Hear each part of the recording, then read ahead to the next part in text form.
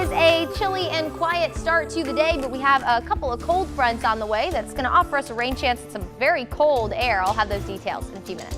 A deadly shooting in Crisp County leaves investigators with questions. What police found at a home in Cordele and how you can help in the case. Plus, as the Peach State continues to battle COVID-19, hospitals will soon get extra support. The announcement from the governor and how it will impact Central Georgia. Well, good Wednesday morning. You're taking a live look over a beautiful downtown Macon on this hump day. Y'all, we've made it to the middle of the work week. The time is now 6:31 a.m. on this January the 5th. Thank you so much for continuing to stay with us. I'm Wanye Reese. Well, I hate to break it to you, but the weather roller coaster ride continues this morning, Courtney. That's right. Yeah, yesterday you walked out the door, probably had to defrost your car a little bit, get that ice off your windshield. Well, this morning, you don't. It is a lot warmer this morning, 50 degrees in the city of Macon. You're looking live on top of Atrium Health Navicent. Wind out of the north-northwest at 3 miles per hour, and we will have our wind shift out of the west through the day today. So maybe just a light breeze will be offered for the afternoon. 49 in Warner Robins, 48 in Gordon, 47 in Forsyth. We're at 50 in Montezuma and 48 in Eastman. So take a look at this. Yesterday morning, if you can remember, we woke up somewhere upwards of 20 degrees cooler in some spots. We're waking up upwards of 18 degrees warmer now in some spots. And this is all out ahead of a cold front that, you guessed it, will completely make our forecast do another 180. In the meantime today, maybe a stray shower for the morning. We'll see skies clear through the day and temperatures will top out in the upper 50s and low 60s. Now, we don't have just one front. We have two on the way this week. I'll let you know what that means for our forecast when it comes to rain and temperatures, of course. That's all in just a few minutes. Thank you, Courtney. We start this half hour with three things you need to know right now. One man is in jail facing a murder charge after a shooting at the Loaves and Fishes Ministry in Macon. The Bibb County Sheriff's Office says it happened just before 2 yesterday afternoon on Martin Luther King Jr. Boulevard. Someone told deputies that 45-year-old Carlos Gordon and 30-year-old John Sewell got into a fight that ended in Sewell shooting Gordon. Gordon later died at a local hospital. Investigators took Sewell in for questioning before arresting him and charging him with felony murder and aggravated assault. He's in the Bibb County Jail without bond. We're working to get his mugshot right now. Cordele police are trying to figure out what led up to a deadly shooting. The department says just before 12:30 yesterday morning, officers responded to the 1200 block of East Blue Lane after getting reports of a shooting. They found 55-year-old Casey Patrick shot in his home. He went to the hospital where he later died. If you have any information, you can call the Cordele Police Department.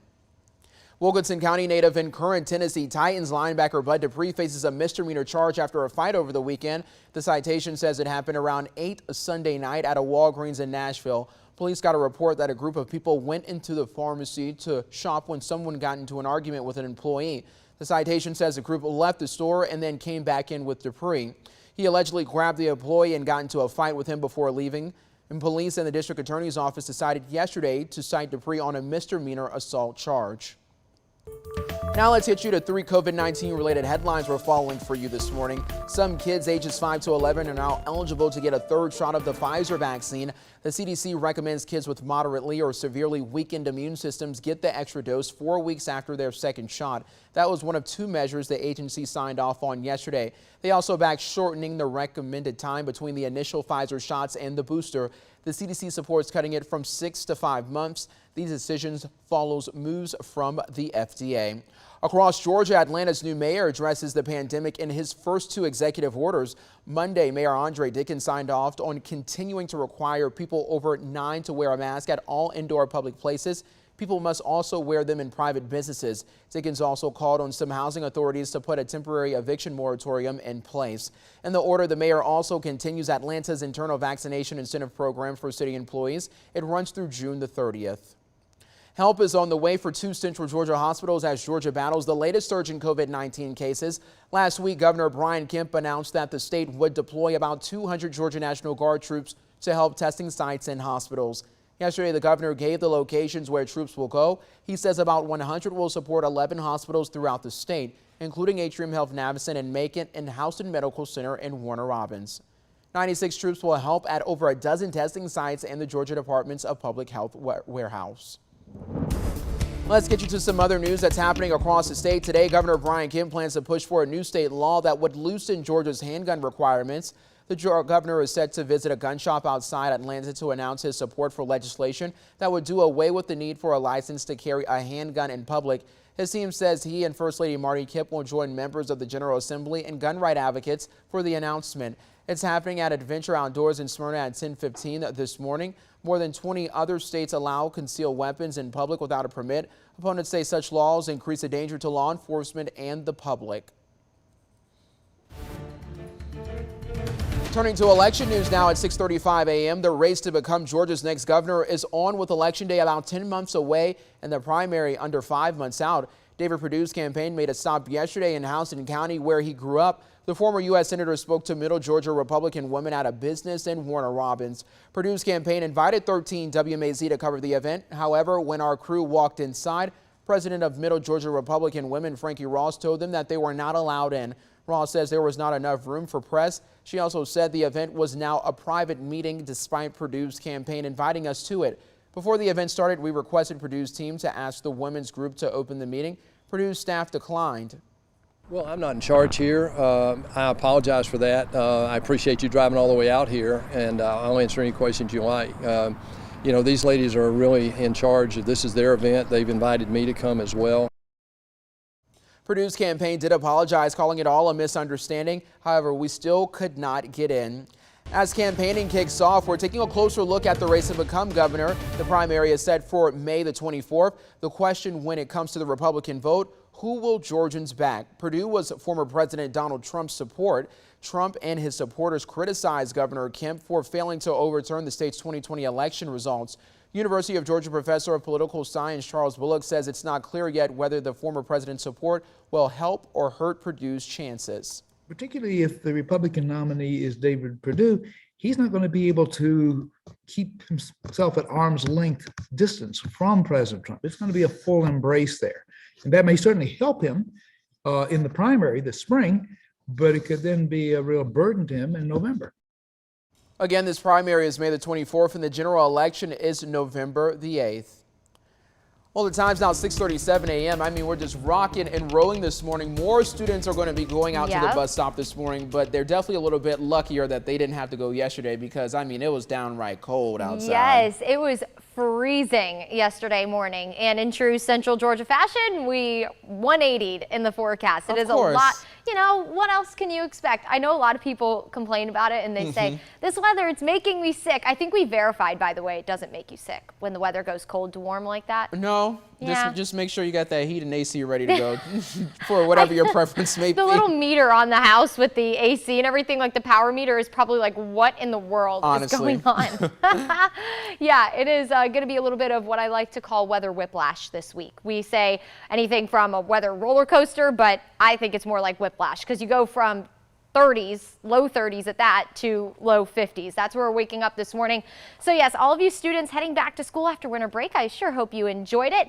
Count your blessings, y'all, because it is a lot warmer this morning. We'll be near 50 as you wait for the bus. With mostly cloudy skies, skies will start to clear as we head towards your recess hour. And then to head home from school today, temperatures will be in the low 60s with lots of sunshine. So we'll see a gradual clearing of skies as we go through the day. Overall, it will be a wonderful Wednesday. Hopefully you can enjoy it, and hopefully your morning is going well, everyone. You're looking live on top of the fairgrounds in Perry. We're at 49 degrees there overall. A nice start to the day. So if you're getting ready to head out and about like all these folks here, good news, you're not going to have to wait to defrost any of that ice off of your windshield. There's not going to be any there this morning, but you will still need a light jacket. We're at 50 in Macon, 49 in Warner Robins, 48 in Gordon, 47 in Forsyth, 50 in Montezuma, 51 down in Cordele, and 45 in Sandersville, 50 to get the morning going in Wrightsville. Now, as we go through the morning today, we are going to be watching this little weather system that is currently riding off the Atlantic coast. This could offer us a stray shower, and we have seen just a couple of light showers already for the start of the day. You can see in parts of Lawrence County, also parts of Washington and Hancock County, just some light rain. There'll be quick passing showers. That's what we'll experience throughout the morning. Now, as we go through the day today, again, expect a gradual clearing of skies. We'll end up with mostly sunny skies and temperatures in the upper 50s and low 60s. Overall, it's going to be a great day today. Now, as we head into tomorrow, we'll have another round of low 60s. It'll be a warmer day. Enjoy it after a cold start. By the way, talk about weather whiplash. We're waking up in the upper 30s tomorrow. Keep those coats handy. Now here comes a cold front. This is going to offer us a rain chance as we head into tomorrow evening. Any kind of winter weather, you guessed it, stays to our north. We're not going to experience any kind of snow. That's going to be to our neighbors up in North Georgia. We'll experience a chilly rain as we head towards 5 o'clock and then as we head towards 7 in the evening. So for your ride home from work tomorrow, you might run into a couple of showers. And then as we head through the overnight, that front starts to clear and we will be very cold. And that's going to be thanks to the jet stream. This has been our friend lately to finally bring us some cool air. Notice up towards the Rockies, when you see white, that is frigid air. In fact, Omaha, Nebraska this morning is waking up in the single digits. Well, that's going to dip really far south to help push that front into our area and help introduce some cold air into the forecast. In fact, temperatures in the 20s Friday morning with highs only near 50. Some of us might not even make it into the 50s. Now, as we head into the weekend, we go right back to warm. Notice Sunday, you can see the wind particles here. Those are those lines coming out of the southwest. That's going to pull in warmer air. We're going to be near 70 degrees on Sunday before another cold front comes in and cools us right back down as we head into the start of the week. So pull the lap bar down on your roller coaster and hold on to it because it is going to be just a little bit of an interesting ride this week when it comes to the weather. Here's a look at your 7-day forecast. So as we go through the next couple of days, low 60s, that rain chance as we head into this evening. Upper 20s Friday morning will gradually warm through the weekend. We'll be near 70 Sunday, and then a rain chance rolls in Sunday night into Monday. We'll be in the 40s again come Tuesday of next week.